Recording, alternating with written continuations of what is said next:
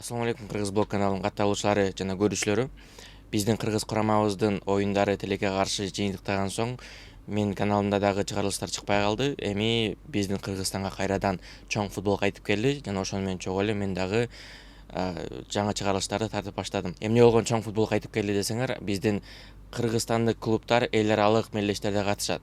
Азыркы учурда мен бул видеону тартып жаткан убакытта менде 10 август, 2 күндөн соң 12 август күнү биздин кыргызстандык Абдыш Ата жана Мурас Юнайтед футболдук клубтары АФКнын чакырык лигасына эки клуб тең квалификациялык раундда ойношот.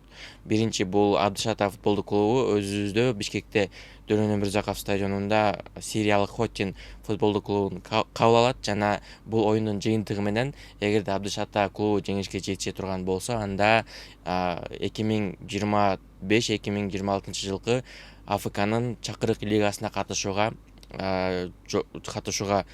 жолдомо алат, мүмкүнчүлүк алат.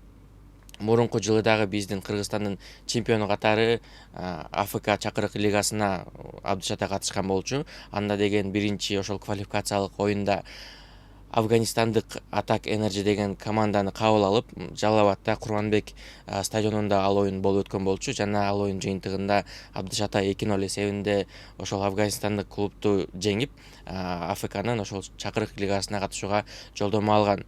Бул оюндун жолдомо алгандан кийин бул оюндар негизги этап, баягы тайпалык этаптар октябрь айында өткөн. Былтыркы жылы жана тилекке каршы анда деген биздин Абдыш Ата, биздин кыргызстандык клуб тайпадан чыга албай калган болчу. 4 команданын ичинен 3-орунду ээлеп, башка командалар менен тең упай чогултуп, бирок голдордун санын эсептегенде башка командаларга караганда начарыраак жыйынтык чыгып, кыскасы 3-орун менен тайпадан чыга албай калган болчу. Бул оюндун жыйынтыгында бир эле оюн болот мында.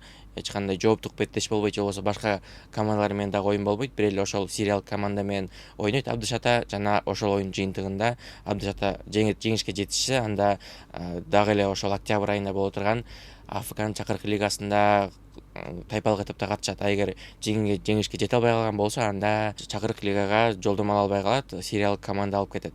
Мурас Юнайтед менен дагы ошондой эле болгону. Мурунку жылы биздин Кыргызстандын атынан бир эле команда квалификациялык этапта ойноого мүмкүнчүлүк алган, а бул жылы болсо 2 команда ойногонго мүмкүнчүлүк алды квалификациялык этапта.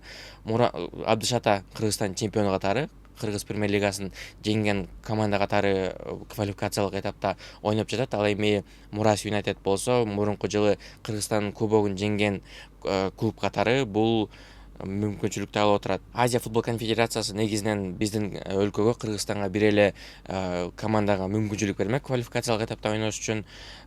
Болгону башка өлкөлөрдөн Шри-Ланка же болбосо дагы бир башка өлкө болчу, бирок тактан эсимден чыгып атат. Ошол башка өлкөлөрдөгү командалар лицензиялоо этабын өтпөй калгандыктан алардын клубтарына бериле турган орун биздин командага, биздин кубокту уткан клубка берилди десем болот. Мурас Юнайтед Абдыш Атадан айырмаланып, өзүнүн квалификациялык оюнун Кыргызстанда эмес, үйүндө эмес, конокто өткөрөт. Бул конокто өткөрө турган команда Бангладештик команда Абахани Limited деген команда.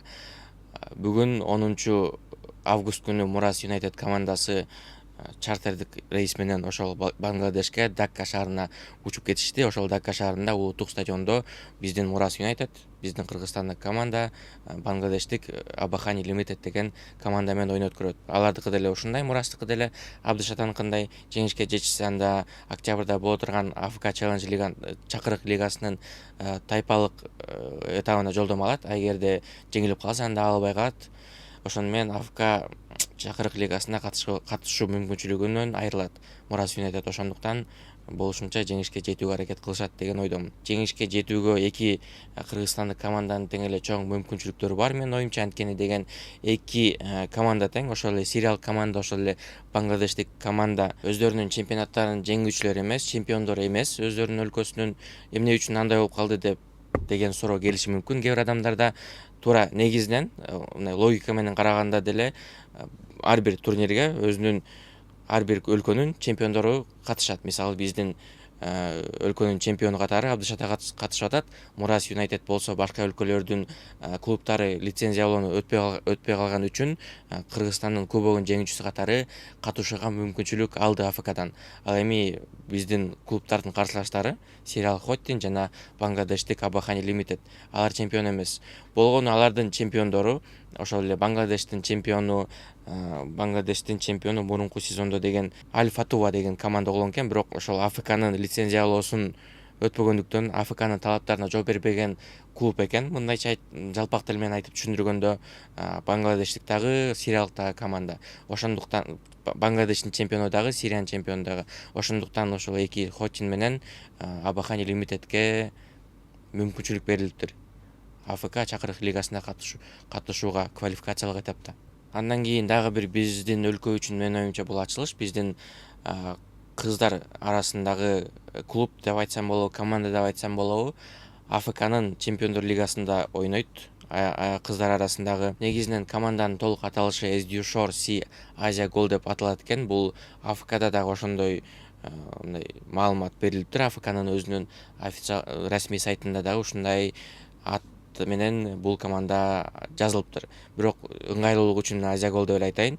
Бирок силер берки негизги Кыргыз премьер-лигада ойногон Asia Gold менен алмаштыра албагыла.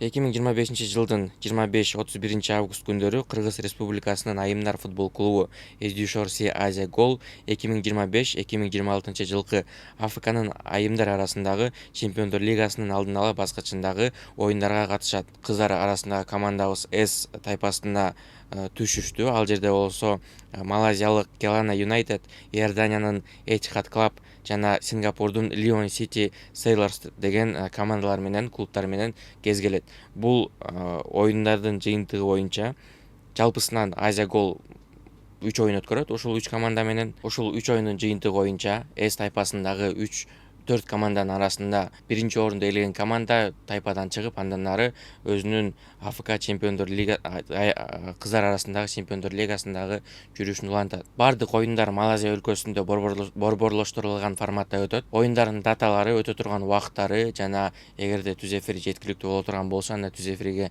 шилтемелерди ушул видеонун ылдый жагындагы ссылка аркылуу кирип, биздин телеграм каналдан алсаңар болот. Бардык маалыматтар жана бардык түз эфирлерге болушунча шилтемелер менен бөлүшүп турабыз. Жалпысынан Кыргызстанда футбол азыр аябай көп.